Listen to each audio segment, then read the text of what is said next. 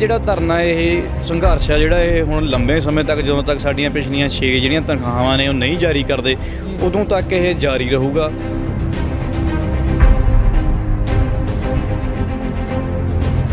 ਸਾਨੂੰ ਇਸ ਧਰਨੇ ਨੂੰ ਇਸ ਪ੍ਰਦਰਸ਼ਨ ਨੂੰ ਤਿੱਖਾ ਕਰਨ ਵਾਸਤੇ ਜਿੰਨਾ ਵੀ ਜ਼ੋਰ ਲਾਉਣਾ ਪਿਆ, ਜਿੰਨੇ ਵੀ ਸੰਘਰਸ਼ ਕਰਨੇ ਪਏ, ਜਿੰਨੇ ਵੀ ਸਖਤ ਕਦਮ ਲੈਣੇ ਪਏ ਅਸੀਂ ਲਵਾਂਗੇ, ਉਹਦੇ ਉੱਤੋਂ ਅਸੀਂ ਕਦੇ ਪਿੱਛੇ ਨਹੀਂ ਹਟਾਂਗੇ।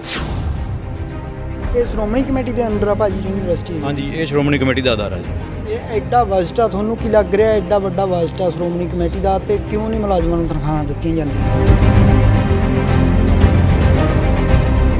ਜੇ ਤਨਖਾਹਾਂ ਰੋਕੋਗੇ ਕਿੰਨਾ ਕੁ ਚਿਰ ਬੰਦਾ ਜਿਹਨੇ ਕੋਈ ਆਪਣੀ ਪੂੰਜੀ ਜੋੜੀ ਹੋਈ ਸੀ ਉਹ ਕਦੋਂ ਦੀ ਖਤਮ ਹੋ ਚੁੱਕੀ ਆ?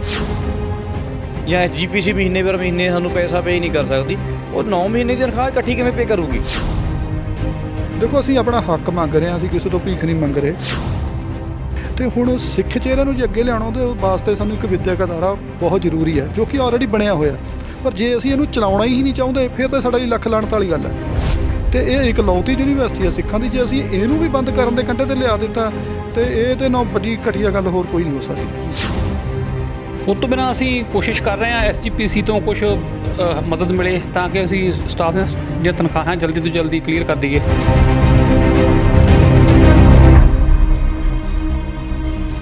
ਸਤਿ ਸ਼੍ਰੀ ਅਕਾਲ ਜੀ, ਤੁਸੀਂ ਦੇਖ ਰਹੇ ਹੋ ਪੰਜਾਬੀ ਲੋਕ ਚੈਨਲ। ਮੈਂ ਮਨਵਿੰਦਰ ਸਿੰਘ ਟਿਵਾਣਾ।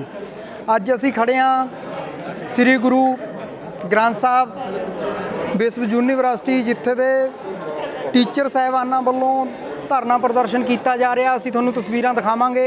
ਇਹਨਾਂ ਦਾ ਕਹਿਣਾ ਹੈ ਕਿ ਪਿਛਲੇ 6 ਮਹੀਨਿਆਂ ਤੋਂ ਮੁਲਾਜ਼ਮਾਂ ਨੂੰ ਤਨਖਾਹਾਂ ਨਹੀਂ ਮਿਲੀਆਂ ਤੇ ਇਸ ਕਰਕੇ ਅਸੀਂ ਧਰਨਾ ਪ੍ਰਦਰਸ਼ਨ ਕਰ ਰਹੇ ਹਾਂ। ਗੱਲ ਕਰਾਂਗੇ। ਹਾਂਜੀ ਸਰ, ਕੀ ਨਾਮ ਹੈ ਜੀ ਆਪਣਾ? ਮੇਰਾ ਨਾਮ ਮਨਪ੍ਰੀਤ ਸਿੰਘ ਹੈ ਜੀ। ਕੀ ਕहेंगे ਸਰ, ਇਹ ਧਰਨਾ ਪ੍ਰਦਰਸ਼ਨ ਕਿਉਂ ਕੀਤਾ ਜਾ ਰਿਹਾ? ਸਰ, ਧਰਨਾ ਪ੍ਰਦਰਸ਼ਨ ਆ ਜਿਹੜਾ ਯੂਨੀਵਰਸਿਟੀ ਦੇ ਵਿੱਚ ਇਹ ਅੱਜ ਕੋਈ ਪਹਿਲੀ ਵਾਰ ਨਹੀਂ ਹੋਇਆ ਜੀ। ਇਹ ਪਿਛਲੇ ਲਗਭਗ 2.5-3 ਸਾਲਾਂ ਤੋਂ ਜਿਹੜਾ ਤਨਖਾਹਾਂ ਸਾਡੀਆਂ ਨੇ ਉਹ ਪੈਂਡਿੰਗ ਨੇ ਜੀ, ਉਹਦੇ ਸੰਬੰਧ ਦੇ ਵਿੱਚ ਕਈ ਵਾਰ ਰੋਸ ਪ੍ਰਦਰਸ਼ਨ ਧਰਨੇ ਲੱਗੇ ਨੇ। ਪਰ ਜਿਹੜਾ ਸਾਡਾ ਯੂਨੀਵਰਸਿਟੀ ਦਾ ਪ੍ਰਸ਼ਾਸਨ ਆ, ਉੱਪਰਲੇ ਲੈਵਲ ਦੇ ਅਫਸਰ ਨੇ, ਉਹ ਇਹਨਾਂ ਗੱਲਾਂ ਨੂੰ ਗੌਲਦੇ ਨਹੀਂ ਗੇ ਤੇ ਜਿਨ੍ਹਾਂ ਕਰਕੇ ਪਿਛਲੇ 6 ਮਹੀਨਿਆਂ ਤੋਂ ਸਾਡੇ ਯੂਨੀਵਰਸਿਟੀ ਦੇ ਮੁਲਾਜ਼ਮ ਜਿੰਨੇ ਵੀ ਟੀਚਿੰਗ ਨਾਨ ਟੀਚਿੰਗ ਦੇ ਨੇ ਸਾਰਿਆਂ ਦੀਆਂ ਤਨਖਾਹਾਂ ਨੇ ਜਿਹੜੀਆਂ 6 ਮਹੀਨਿਆਂ ਦੀਆਂ ਪੈਂਡਿੰਗ ਨੇ।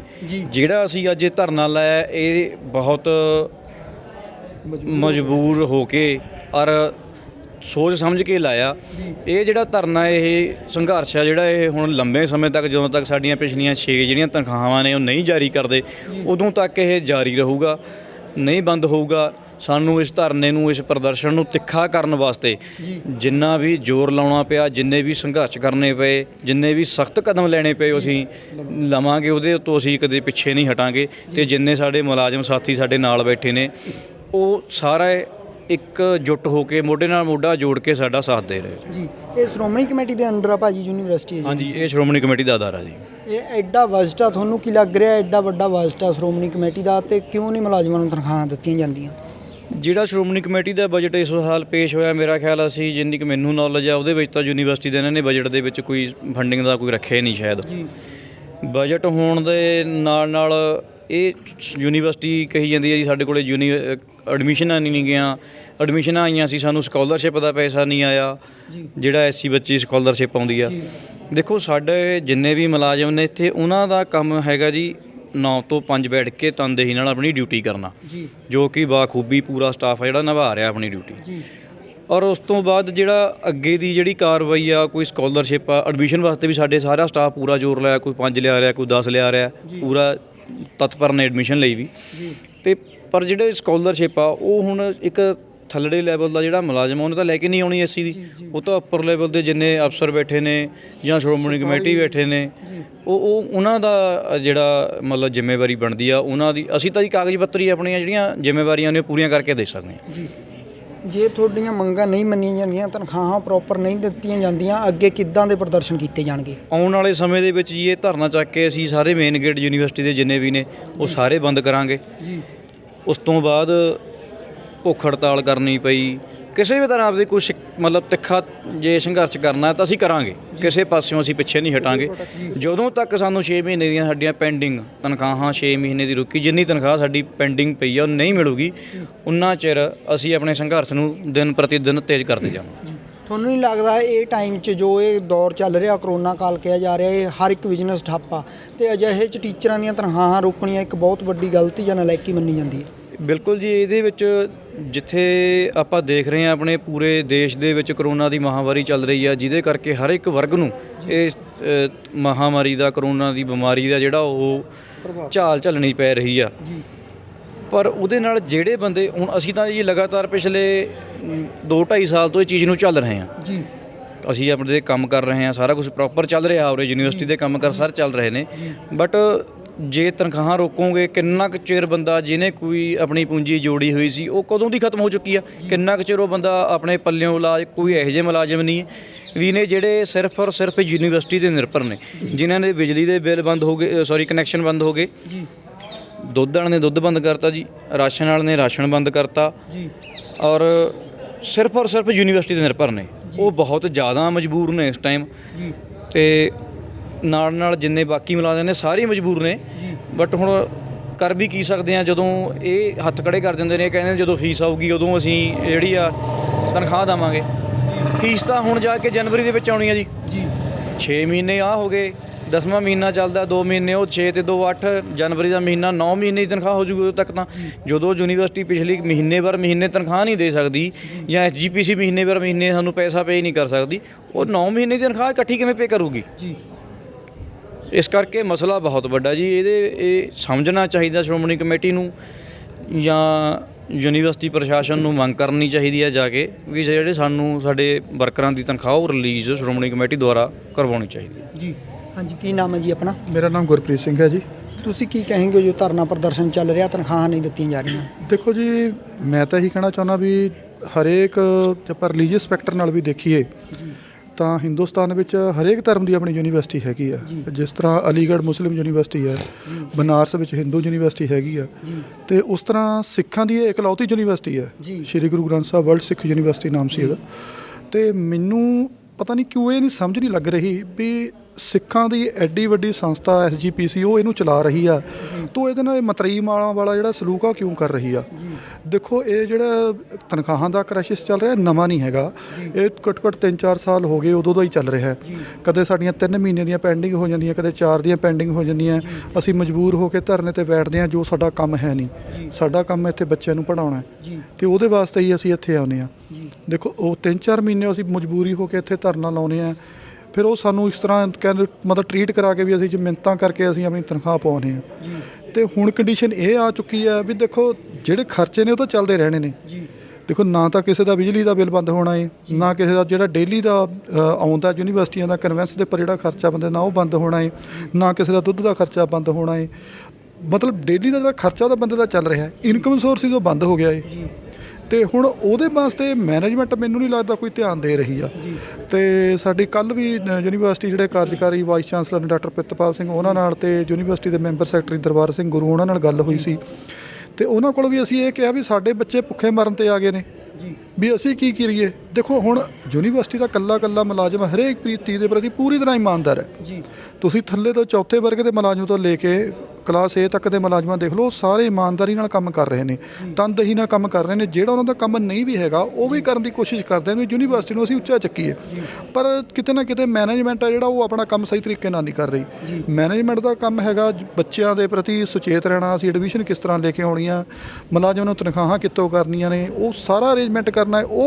ਉਹ ਆਪਣਾ ਕੰਮ ਸਹੀ ਜਿਹੜੀ ਹੈਗੇ ਤਰੀਕੇ ਨਾਲ ਨਹੀਂ ਕਰ ਰਹੀ ਹੈਗੀ। ਤੇ ਹੁਣ ਲਗਾਤਾਰ ਦੇਖੋ, ਹੁਣ ਸਾਨੂੰ 7ਵਾਂ ਮਹੀਨਾ ਚੜ੍ਹ ਗਿਆ ਜੀ, 6 ਮਹੀਨੇ ਹੋ ਗਏ ਆ ਤੇ ਹਜੇ ਤੱਕ ਕੋਈ ਤਨਖਾਹ ਦਾ ਕੋਈ ਸੀਨ ਨਹੀਂ ਹੈਗਾ। ਇਹਨਾਂ 7-6 ਮਹੀਨਿਆਂ ਦੇ ਵਿੱਚ ਅਸੀਂ ਖਰਚਾ ਤਾਂ ਕੀਤਾ ਹੀ ਹੈ, ਅਸੀਂ ਆਪਣੇ ਬੱਚਿਆਂ ਨੂੰ ਖਾਣਾ ਪੀਣਾ ਵੀ ਦਿੱਤਾ ਹੈ, ਪਰ ਹੁਣ ਕੰਡੀਸ਼ਨ ਇਹ ਆ ਚੁੱਕੀ ਹੈ ਵੀ ਅਸੀਂ ਆਪਣੇ ਬੱਚਿਆਂ ਨੂੰ ਖਿਲਾਈਏ ਕਿੱਥੋਂ?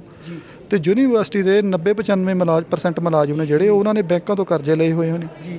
ਤੇ ਹੁਣ ਜਿਸ ਤਰ੍ਹਾਂ ਕੱਲ੍ਹ ਉਹਨਾਂ ਨੇ ਸਾਨੂੰ ਕਿਹਾ ਵੀ ਤੁਹਾਨੂੰ 1 ਤਨਖਾਹ ਜਾਰੀ ਕਰ ਦੇਵਾਂਗੇ, ਉਹ 1 ਤਨਖਾਹ ਤਾਂ ਉਹਨਾਂ ਸਾਰਿਆਂ ਦੀ ਕਿਸ਼ਤਾਂ 'ਚ ਕੱਟ ਹੋ ਜਾਣੀਆਂ, ਮੁਲਾਜ਼ਮ ਦੇ ਪੱਲੇ ਕੀ ਪਿਆ? ਦੇਖੋ, ਅਸੀਂ ਆਪਣਾ ਹੱਕ ਮੰਗ ਰਹੇ ਹਾਂ, ਅਸੀਂ ਕਿਸੇ ਤੋਂ ਭੀਖ ਨਹੀਂ ਮੰਗ ਰਹੇ। ਅਸੀਂ ਆਪਣੀ ਜ਼ਿੰਦਗੀ ਦੇ ਜਿਹੜੇ 24 ਘੰਟੇ ਹੁੰਦੇ ਨੇ ਦਿਨ ਦੇ ਵਿੱਚ, ਉਹਨਾਂ ਤੋਂ ਸਭ ਤੋਂ ਮੋਸਟ ਇੰਪੋਰਟੈਂਟ ਜਿਹੜੇ 8 ਘੰਟੇ ਨੇ ਉਹ ਅਸੀਂ ਯੂਨੀਵਰਸਿਟੀ ਨੂੰ ਦਿੰਦੇ ਹਾਂ। ਠੀਕ ਹੈ, ਉਹ ਅਸੀਂ ਕੋਈ ਆਸਾਨ ਨਹੀਂ ਕਰਦੇ, ਅਸੀਂ ਇੱਥੇ ਨੌਕਰੀ ਕਰਦੇ ਹਾਂ, ਨੌਕਰ ਹਾਂ ਜੀ ਅਸੀਂ। ਪਰ ਮੈਨੇਜਮੈਂਟ ਆ ਜਿਹੜੀ ਉਹ ਵੀ ਇੱਕ ਤਰ੍ਹਾਂ ਦੀ ਨੌਕਰੀ ਆ, ਮੁਲਾਜ਼ਮ ਹੀ ਨੇ।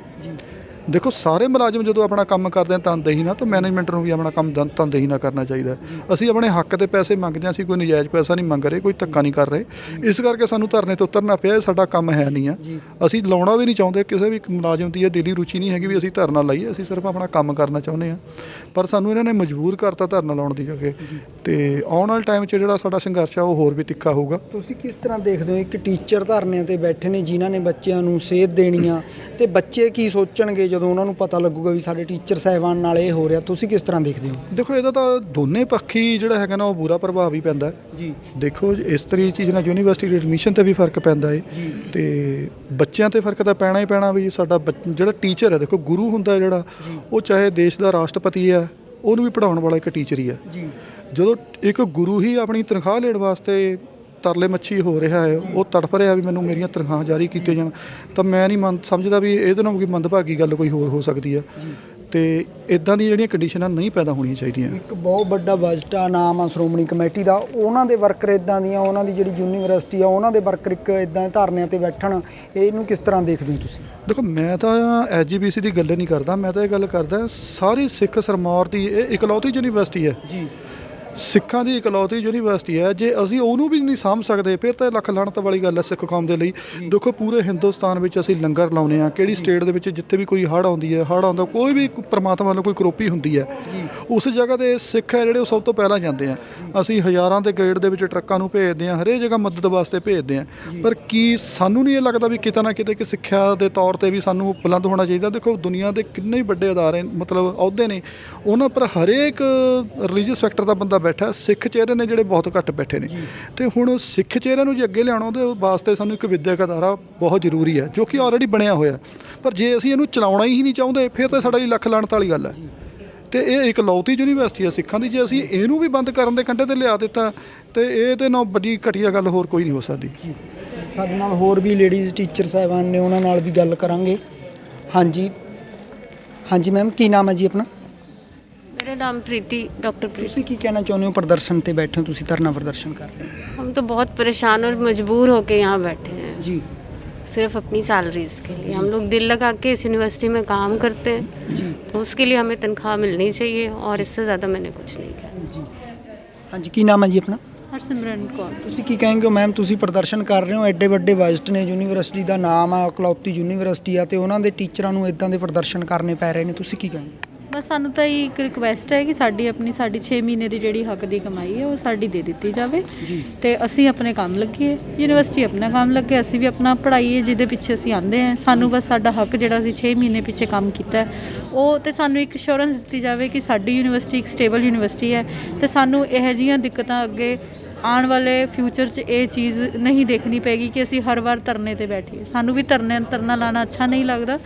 ਸਾਡੀ ਮਜਬੂਰੀ ਹੈ ਵੀ ਸਾਡੇ ਘਰ ਨਹੀਂ ਚੱਲ ਰਹੇ ਹੁਣ 6 ਮਹੀਨੇ ਬਿਨਾਂ ਪੈਸੇ ਦੇ ਕਿਸੇ ਦਾ ਘਰ ਨਹੀਂ ਚੱਲ ਸਕਦਾ। ਜਿੰਨੇ ਉਰੇ ਬੈਠੇ ਆ ਸਾਰੇ ਮਜਬੂਰ ਹੈ। ਸਾਨੂੰ ਲੱਗਦਾ ਹੈ ਜਦੋਂ ਇਹ 6 ਮਹੀਨੇ ਦੀ ਇਕੱਠੀ ਪੇ ਕਿੱਥੋਂ ਕਰ ਦੇਣਗੇ, ਜਦੋਂ ਮਹੀਨਾ ਬਾਏ ਮਹੀਨਾ ਨਹੀਂ ਕਰ ਸਕਦੇ, ਇਹ ਗਲਤ ਨਹੀਂ ਲੱਗ ਰਿਹਾ? ਇਹ ਤਾਂ ਜੀ ਹੁਣ ਮੈਨੇਜਮੈਂਟ ਨੇ ਸੋਚਣਾ ਹੈਗਾ, ਇਕੱਠੀ ਵੀ ਉਹਨਾਂ ਨੇ ਕੀਤੀ ਜੀ, ਦੇਣੀ ਵੀ ਉਹਨਾਂ ਨੇ ਹੈਗੀ ਹੈ, ਕਿਵੇਂ ਦੇਣੀ ਹੈ ਤਾਂ ਉਹਨਾਂ ਨੇ ਸੋਚਣਾ। ਅਸੀਂ ਤਾਂ ਮੰਗਣੀ ਆ ਕਿਉਂਕਿ ਸਾਡਾ ਹੱਕ ਬਣਦਾ ਹੈ, ਇਹ ਮੈਨੇਜਮੈਂਟ ਨੇ ਸੋਚਣਾ ਜੀ ਜੇ ਉਹ 1/6 ਦੀ ਕਿਵੇਂ ਦੇਣਗੇ ਜੀ। ਹਾਂਜੀ, ਇਹ ਸਨ ਟੀਚਰ ਸਾਹਿਬਾਨ ਜਿਨ੍ਹਾਂ ਦਾ ਕਹਿਣਾ ਹੈ ਕਿ ਅਸੀਂ ਆਪਣੀ ਮਿਹਨਤ ਕਰਦੇ ਹਾਂ ਤੇ ਬੱਚਿਆਂ ਨੂੰ ਪੜ੍ਹਾਉਂਦੇ ਹਾਂ। 6 ਮਹੀਨਿਆਂ ਤੋਂ ਸਾਡੀਆਂ ਜੋ ਤਨਖਾਹਾਂ ਨੇ ਉਹ ਰੁਕੀਆਂ ਪਈਆਂ ਨੇ। ਅਸੀਂ ਮੈਨੇਜਮੈਂਟ ਨਾਲ ਵੀ ਗੱਲ ਕਰਾਂਗੇ, ਜੋ ਕਿ ਇਹਨਾਂ ਦੇ ਆਗੂ ਨੇ, ਮੇਨ ਆਗੂ, ਉਹਨਾਂ ਦਾ ਕੀ ਕਹਿਣਾ ਹੈ ਉਹਨਾਂ ਨਾਲ ਵੀ ਜ਼ਰੂਰ ਗੱਲ ਕਰਾਂਗੇ। ਨਾਲ ਯੂਨੀਵਰਸਿਟੀ ਦੇ ਉੱਚ ਅਧਿਕਾਰੀ ਨੇ ਡਾਕਟਰ ਪ੍ਰਿਤਪਾਲ ਸਿੰਘ, ਉਹਨਾਂ ਨਾਲ ਕਰਦੇ ਹਾਂ ਗੱਲ, ਉਹਨਾਂ ਦਾ ਕੀ ਕਹਿਣਾ। ਹਾਂਜੀ ਸਰ, ਤੁਸੀਂ ਕੀ ਕਹੋਗੇ ਜਿਹੜੇ ਟੀਚਰਾਂ ਵੱਲੋਂ ਧਰਨਾ ਪ੍ਰਦਰਸ਼ਨ ਕੀਤਾ ਜਾ ਰਿਹਾ? ਦੇਖੋ ਇਸ ਤਰ੍ਹਾਂ ਹੈ ਕਿ ਕੋਵਿਡ ਦੇ ਦੌਰਾਨ ਜਿਹੜੀ ਆ ਹਰ ਇੱਕ ਸੰਸਥਾ ਦੀ ਇਨਕਮ ਘਟੀ ਆ। ਸਾਡੇ ਕੋਲ ਵੀ ਜਿਹੜੀ ਫੀਸਾਂ ਦਾ ਫਲੋ ਆ ਉਹ ਕਾਫੀ ਸਲੋ ਆ। ਅਦਰਵਾਈਜ਼ 1-1.5 ਮਹੀਨੇ ਸੈਲਰੀ ਅਸੀਂ ਹੋਰ ਦੇ ਦਿੰਦੇ ਫੀਸਾਂ ਦੇ ਵਿੱਚੋਂ। ਬਹੁਤੇ ਬੱਚਿਆਂ ਨੇ ਫੀਸਾਂ ਦੀਆਂ ਕਿਸ਼ਤਾਂ ਕਰਵਾ ਲਈਆਂ ਆ ਜੀ। ਤੇ ਦੂਜਾ ਜਿਹੜਾ ਸਾਡਾ ਮੇਨ ਜਿਹੜੀ ਕ੍ਰਾਈਸਿਸ ਦਾ ਕਾਰਨ ਆ ਉਹ ਹੈ ਐਸਸੀ ਸਕਾਲਰਸ਼ਿਪ। ਸਾਡਾ ਲਗਭਗ 15 ਕਰੋੜ ਰੁਪਈਆ ਐਸਸੀ ਸਕਾਲਰਸ਼ਿਪ ਦਾ ਪੰਜਾਬ ਸਰਕਾਰ ਕੋਲੋਂ ਬਕਾਇਆ ਹੈ, ਜਿਹਦੇ ਨਾਲ ਅਸੀਂ ਸਟਾਫ ਨੂੰ 1 ਸਾਲ ਦੀ ਤਨਖਾਹ ਦੇ ਸਕਦੇ ਹਾਂ। ਪਰ ਉਹ ਸਾਨੂੰ ਪੈਸਾ ਪਿਛਲੇ 3 ਸਾਲ ਤੋਂ ਵੱਧ ਸਮੇਂ ਤੋਂ ਮਿਲ ਨਹੀਂ ਰਿਹਾ। ਉਸ ਕਰਕੇ ਜਿਹੜਾ ਅਸੀਂ ਥੋੜ੍ਹੇ ਵਿੱਤੀ ਜਿਹੜੀ ਪੋਜੀਸ਼ਨ ਯੂਨੀਵਰਸਿਟੀ ਥੋੜ੍ਹੀ ਉਹਨਾਂ ਡਾਮਾਡੋਲ ਹੋਈ ਆ। ਉਸ ਤੋਂ ਬਿਨਾਂ ਅਸੀਂ ਕੋਸ਼ਿਸ਼ ਕਰ ਰਹੇ ਹਾਂ ਐਸਜੀਪੀਸੀ ਤੋਂ ਕੁਝ ਮਦਦ ਮਿਲੇ ਤਾਂ ਕਿ ਅਸੀਂ ਸਟਾਫ ਦੀਆਂ ਜਿਹੜੀਆਂ ਤਨਖਾਹਾਂ ਜਲਦੀ ਤੋਂ ਜਲਦੀ ਕਲੀਅਰ ਕਰ ਦਈਏ। ਜੀ, ਕਿੰਨੇ ਕੁ ਟਾਈਮ ਤੱਕ ਕਲੀਅਰ ਹੋ ਜਾਣਗੀਆਂ ਸਰ? ਨਹੀਂ, ਇਹਦੇ ਬਾਰੇ ਮੈਂ ਕਮਿਟਮੈਂਟ ਤਾਂ ਨਹੀਂ ਕਰਦਾ, ਪਰ ਅਸੀਂ ਕੋਸ਼ਿਸ਼ ਕਰਾਂਗੇ ਕਿ ਜਲਦੀ ਤੋਂ ਜਲਦੀ, ਜਿੰਨੀ ਜਲਦੀ ਵੀ ਹੱਲ ਨਿਕਲੇ ਅਸੀਂ ਹੱਲ ਕੱਢਣ ਦੀ ਕੋਸ਼ਿਸ਼ ਕਰਾਂਗੇ। ਜੀ ਧੰਨਵਾਦ ਜੀ।